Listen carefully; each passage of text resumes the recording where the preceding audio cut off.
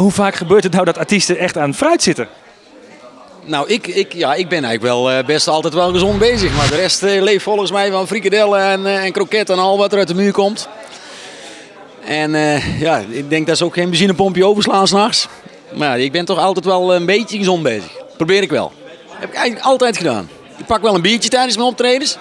Eentje van tevoren en eentje voor op het podium. Maar naar de hand ga ik weer gewoon netjes aan een cola. Het gaat eigenlijk de laatste tijd heel erg goed. Ik heb platen uitgebracht bij ons in Brabant. Ik ben nou eenmaal zo. Mooie meisjes. Is het waar? Zo kan ik wel even doorgaan. En nou een keer een ballad. Ja, een keer iets anders. En ik denk dat dat ook wel aanslaat bij de mensen. Heb ik wel vaker gedaan, ja. Ik droom je. Ja, dat is toch wel even weer geleden. Want is het waar is eigenlijk geen ballad, hè? Ik heb wel in 2009 volgens mij een ballad gedaan. Ik droom je terug bij mij. Dat was ook wel een heel mooi liedje.